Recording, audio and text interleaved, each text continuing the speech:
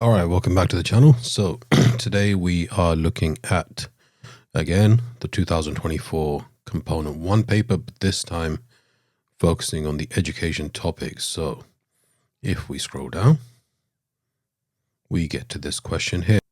Discuss the view that achievement in school is based on ability and hard work. So you are advised to refer to ability and any other relevant factors. So discuss ability as a factor in achievement and discuss other factors as well. So I'm going to close that. I'll put the question here.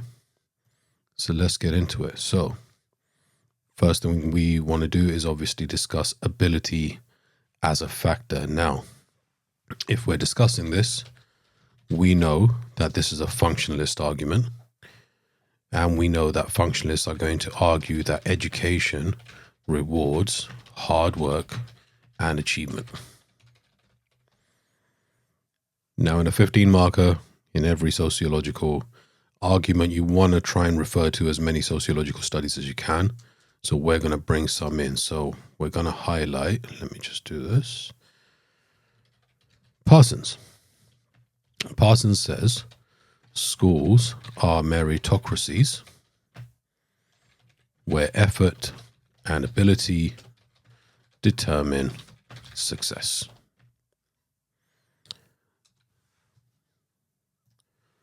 That education prepares young people for work and for adult life by promoting fairness and opportunity to everyone, to all.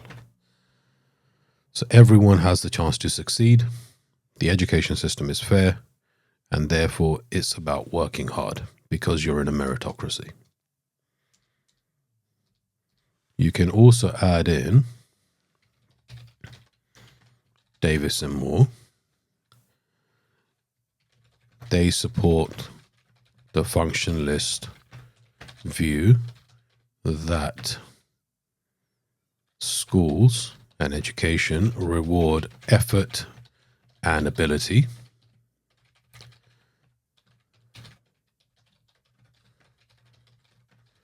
So they take the argument that inequality in education is fair because it's about the effort that you put in, it's about your ability, and we can add in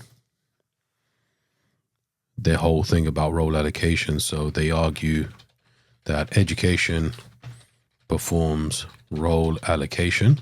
What that means is sorting people into jobs based on their ability. And they will also say that the most talented are rewarded with the most important roles, which motivates everyone to work hard. So the harder you work, the more you're rewarded, the better the role that you will get, and that role is rewarded by society, for example, doctors, etc. So these two sociologists definitely take the view that education rewards hard work and ability, and that achievement is based on how hard you work. Schools are meritocracies. Work hard, you'll get the rewards. As we know, this isn't always true. So you got nice 2 paragraphs there. Now we want some counter arguments. So any other relevant factors. So achievement is based on abilities and hard work. We can say, no, it's not.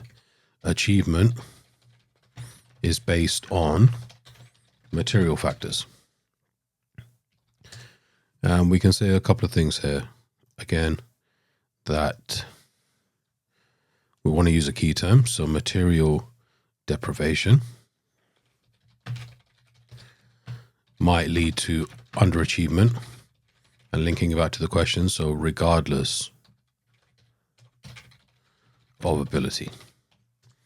So then we obviously need to explain, what do we mean by material deprivation? So we're talking about poverty, and poverty is a lack of money and resources, so lack of money for materials.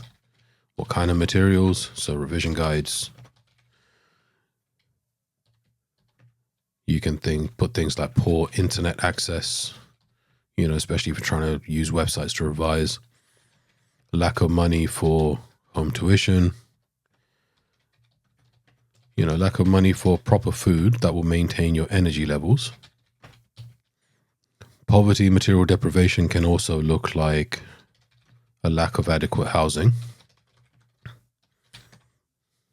This can lead to things like overcrowding, because if you got a few people running around all over the place, you haven't got a space to work, then how are you going to revise in peace? How are you going to be able to concentrate?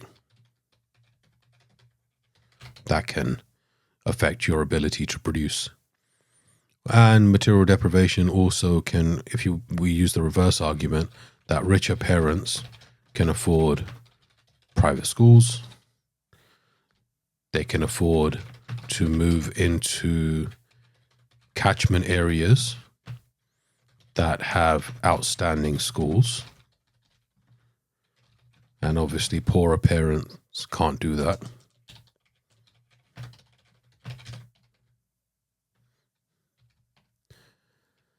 And this is regardless of ability. So by the sheer fact that you can put your child in a private school where they get more attention, more one-on-one time, more resources, outstanding schools which are already performing well, they have good systems. If your child isn't that outstanding, isn't that good, their ability will go up. And alternatively, if you put an outstanding child into a poor school, that's going to affect their achievement. So, achievement is based on ability and hard work. No, because material factors can get in the way.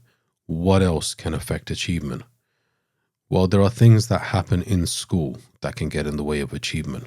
So we can say achievement can be based on in-school factors. So what are we talking about here?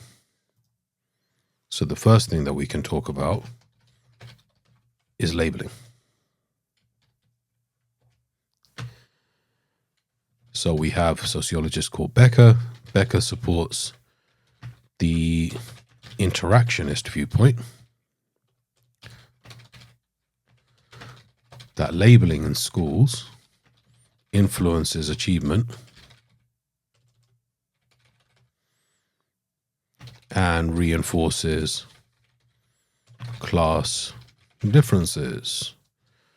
So let's explain this a little bit more. So what did Becker find? He found that teachers label students on how closely they match an ideal, basically.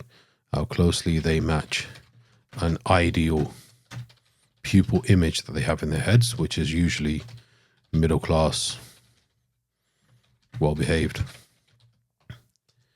Working class students tend not to fit that image, according to Becker. So working class students were more likely to be seen as less able and disruptive. Therefore, teacher labeling leads to a self-fulfilling prophecy. I mean, this comes up in sociology all the time, where students act on those labels. If they're less able, they're less disruptive, they get less resources put into them, they get less concentration given to them. Students might see themselves as a certain way, and therefore they start underachieving through misbehaving or not trying or giving up, etc. So labeling is an in-school factor. Let's give another in-school factor, which is similar. Here we've got teacher expectations. And again, we're trying to bring in sociologists as much as we can. So we got Stephen Bull,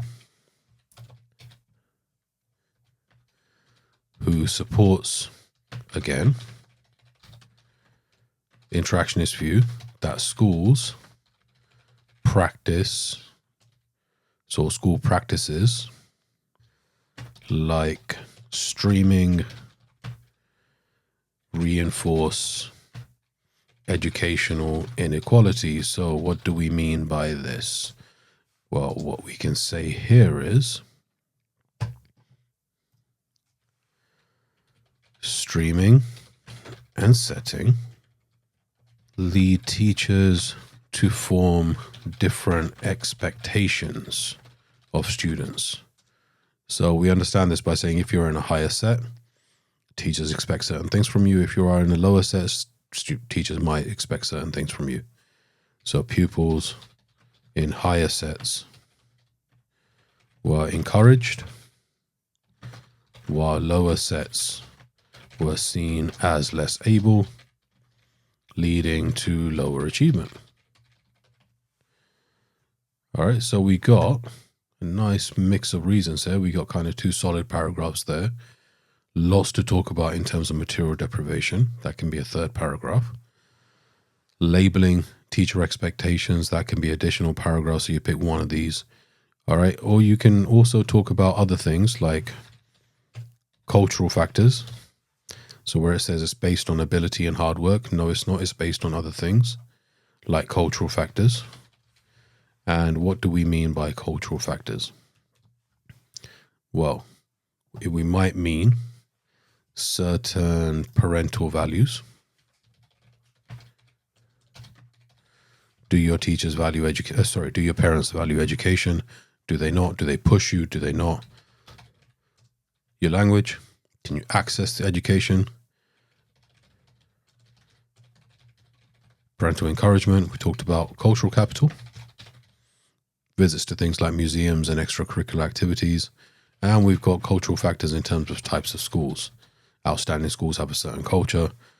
Less high-performing schools develop certain cultures as well. So you can talk about all of these things as well as separate points.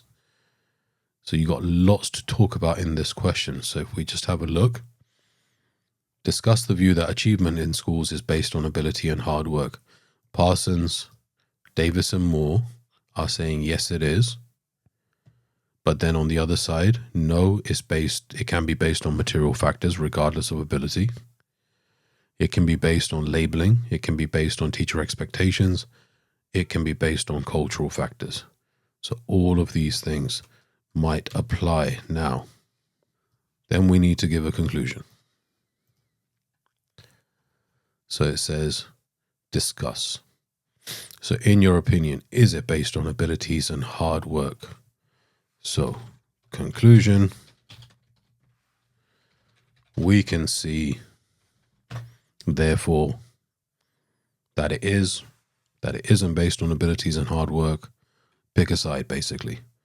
So essentially what you're arguing here, to what extent have you proven that achievement is or isn't based on hard work and ability? And you're going to say, yes, it is. No, it isn't. Briefly summarize why. And that's your 15 marker. All right, so be sure to like this video, share it with other people, and subscribe for more videos coming up.